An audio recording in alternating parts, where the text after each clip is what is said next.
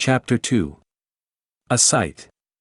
"You know the Old Bailey well, no doubt," said one of the oldest of clerks to Jerry the messenger. "Yes, sir," returned Jerry, in something of a dogged manner. "I do know the Bailey." "Just so. And you know Mr. Lorry." "I know Mr. Lorry, sir, much better than I know the Bailey." "Much better," said Jerry, not unlike a reluctant witness at the establishment in question, "than I, as a honest tradesman, wish to know the Bailey." "Very well. Find the door where the witnesses go in, and show the doorkeeper this note for Mr. Lorry. He will then let you in." "Into the court, sir." "Into the court."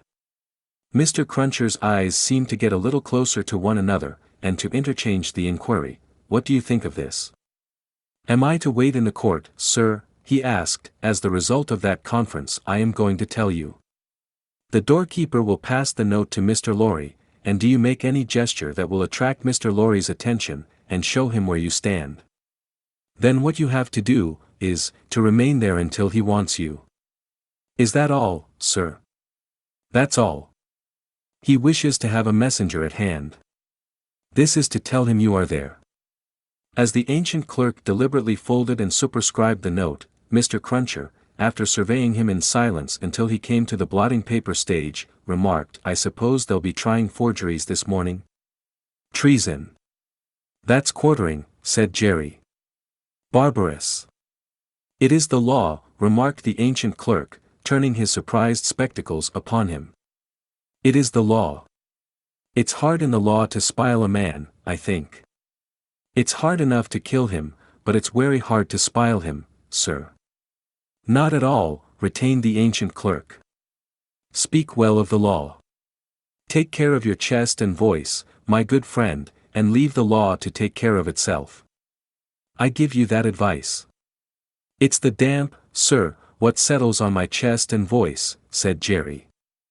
"I leave you to judge what a damp way of earning a living mine is."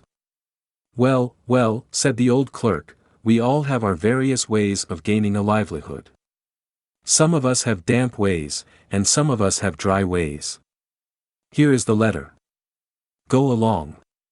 Jerry took the letter, and, remarking to himself with less internal deference than he made an outward show of, "You are a lean old one," too, made his bow, informed his son, in passing, of his destination, and went his way. They hanged at Tyburn, in those days, so the street outside Newgate had not obtained one infamous notoriety that has since attached to it.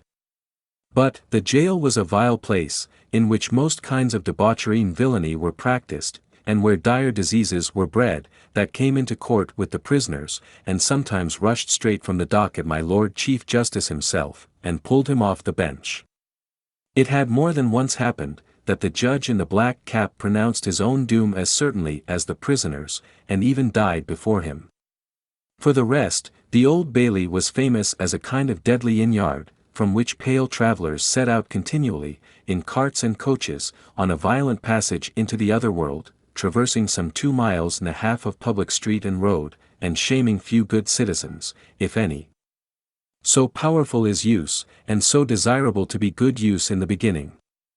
It was famous, too, for the pillory, a wise old institution, that inflicted a punishment of which no one could foresee the extent, also, for the whipping post, another dear old institution, very humanizing and softening to behold in action, also, for extensive transactions in blood money, another fragment of ancestral wisdom, systematically leading to the most frightful mercenary crimes that could be committed under heaven. Altogether, the Old Bailey, at that date, was a choice illustration of the precept, that, whatever is right, an aphorism that would be as final as it is lazy, did it not include the troublesome consequence, that nothing that ever was wrong. Making his way through the tainted crowd, dispersed up and down this hideous scene of action, with the skill of a man accustomed to make his way quietly, the messenger found out the door he sought, and handed in his letter through a trap in it. For, people then paid to see the play at the Old Bailey, just as they paid to see the play in Bedlam, only the former entertainment was much the dearer. Therefore, all the Old Bailey doors were well guarded, except, indeed, the social doors by which the criminals got there, and those were always left wide open after some delay and demur, the door grudgingly turned on its hinges a very little way, and allowed Mr. Jerry Cruncher to squeeze himself into court. "What's on?" he asked, in a whisper, of the man he found himself next to. "Nothing yet." "What's coming on?" "The treason case." "The quartering one, eh?" "Ah," returned the man, with a relish, "he'll be drawn on a hurdle to be half hanged, and then he'll be taken down and sliced before his own face, and then his inside will be taken out and burnt while he looks on, and then his head will be chopped off, and he'll be cut into quarters. That's the sentence." "If he's found guilty, you mean to say?" Jerry added, by way of proviso. "Oh. They'll find him guilty," said the other. "Don't you be afraid of that." Mr. Cruncher's attention was here diverted to the doorkeeper, whom he saw making his way to Mr. Lorry, with the note in his hand. Mr. Lorry sat at a table, among the gentlemen in wigs, not far from a wigged gentleman, the prisoner's counsel, who had a great bundle of papers before him, and nearly opposite another wigged gentleman with his hands in his pockets, whose whole attention, when Mr. Cruncher looked at him then or afterwards, seemed to be concentrated on the ceiling of the court. After some gruff coughing and rubbing of his chin and signing with his hand, Jerry attracted the notice of Mr. Lorry, who had stood up to look for him, and who quietly nodded and sat down again. "What's he got to do with the case?" asked the man he had spoken with. "Blessed if I know," said Jerry. "What have you got to do with it, then, if a person may inquire?" "Blessed if I know that either," said Jerry. The entrance of the judge, and a consequent great stir and settling down in the court, stopped the dialogue. Presently, the dock became the central point of interest. Two jailers, who had been standing there, went out, and the prisoner was brought in, and put to the bar. Everybody present, except the one wigged gentleman who looked at the ceiling, stared at him.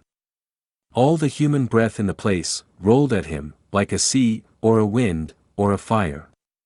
Eager faces strained round pillars and corners, to get a sight of him. Spectators in back rows stood up, not to miss a hair of him.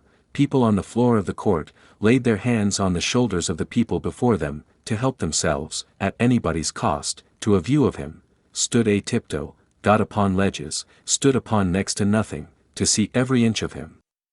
Conspicuous among these latter, like an animated bit of the spiked wall of Newgate, Jerry stood, aiming at the prisoner the beery breath of a whet he had taken as he came along, and discharging it to mingle with the waves of other beer, and gin, and tea, and coffee, and what not, that flowed at him, and already broke upon the great windows behind him in an impure mist and rain. The object of all this staring and blaring, was a young man of about 25, well grown and well looking, with a sunburnt cheek and a dark eye. His condition was that of a young gentleman. He was plainly dressed in black, or very dark grey, and his hair, which was long and dark, was gathered in a ribbon at the back of his neck, more to be out of his way than for ornament. As an emotion of the mind will express itself through any covering of the body, so the paleness which his situation engendered came through the brown upon his cheek, showing the soul to be stronger than the sun. He was otherwise quite self-possessed, bowed to the judge, and stood quiet. The sort of interest with which this man was stared and breathed at, was not a sort that elevated humanity. Had he stood in peril of a less horrible sentence, had there been a chance of any one of its savage details being spared, by just so much would he have lost in his fascination. The form that was to be doomed to be so shamefully mangled, was the sight. The immortal creature that was to be so butchered and torn asunder, yielded the sensation. Whatever gloss the various spectators put upon the interest, according to their several arts and powers of self-deceit, the interest was, at the root of it, ogreish silence in the court. Charles Darnay had yesterday pleaded not guilty to an indictment denouncing him, with infinite jingle and jangle, for that he was a false traitor to our serene, illustrious, excellent, and so forth, Prince, our Lord the King, by reason of his having, on divers occasions, and by divers means and ways, assisted Louis, the French king, in his wars against our said serene, illustrious, excellent, and so forth, that was to say, by coming and going, between the dominions of our said serene, illustrious, excellent, and so forth, and those of the said French Louis, and wickedly, falsely, traitorously, and otherwise evil adverbiously, revealing to the said French Louis what forces our said serene, illustrious, excellent, and so forth, had in preparation to send to Canada and North America. This much, Jerry, with his head becoming more and more spiky as the law terms bristled it, made out with huge satisfaction, and so arrived circuitously at the understanding that the aforesaid, and over again aforesaid, Charles Darnay, stood there before him upon his trial, that the jury were swearing in, and that Mr. Attorney General was making ready to speak, the accused, who was, and who knew he was, being mentally hanged, beheaded, and quartered, by everybody there, neither flinched from the situation, nor assumed any theatrical air in it. He was quiet and attentive, watched the opening proceedings with a grave interest, and stood with his hands resting on the slab of wood before him, so composedly, that they had not displaced a leaf of the herbs with which it was strewn. The court was all bestrewn with herbs and sprinkled with vinegar, as a precaution against jail air and jail fever. Over the prisoner's head there was a mirror, to throw the light down upon him. Crowds of the wicked and the wretched had been reflected in it, and had passed from its surface and this earth's together. Haunted in a most ghastly manner that abominable place would have been, if the glass could ever have rendered back its reflections, as the ocean is one day to give up its dead. Some passing thought of the infamy and disgrace for which it had been reserved, may have struck the prisoner's mind. Be that as it may, a change in his position making him conscious of a bar of light across his face, he looked up, and when he saw the glass his face flushed, and his right hand pushed the herbs away that it happened, that the action turned his face to that side of the court which was on his left. About on a level with his eyes, there sat, in that corner of the judge's bench, two persons upon whom his look immediately rested, so immediately, and so much to the changing of his aspect, that all the eyes that were turned upon him, turned to them. The spectators saw in the two figures, a young lady of little more than 20, and a gentleman who was evidently her father, a man of a very remarkable appearance in respect of the absolute whiteness of his hair, and a certain indescribable intensity of face, not of an active kind, but pondering and self-communing.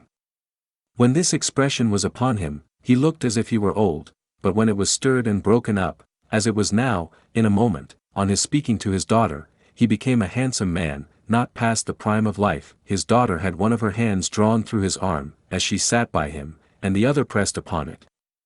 She had drawn close to him, in her dread of the scene, and in her pity for the prisoner. Her forehead had been strikingly expressive of an engrossing terror and compassion that saw nothing but the peril of the accused. This had been so very noticeable, so very powerfully and naturally shown, that starers who had had no pity for him were touched by her, and the whisper went about, "Who are they?" Jerry, the messenger, who had made his own observations, in his own manner, and who had been sucking the rust off his fingers in his absorption, stretched his neck to hear who they were. The crowd about him had pressed and passed the inquiry on to the nearest attendant, and from him it had been more slowly pressed and passed back. At last it got to Jerry. Witnesses. For which side? Against. Against what side? The prisoners. The judge, whose eyes had gone in the general direction, recalled them, leaned back in his seat, and looked steadily at the man whose life was in his hand, as Mr. Attorney General rose to spin the rope, grind the axe, and hammer the nails into the scaffold.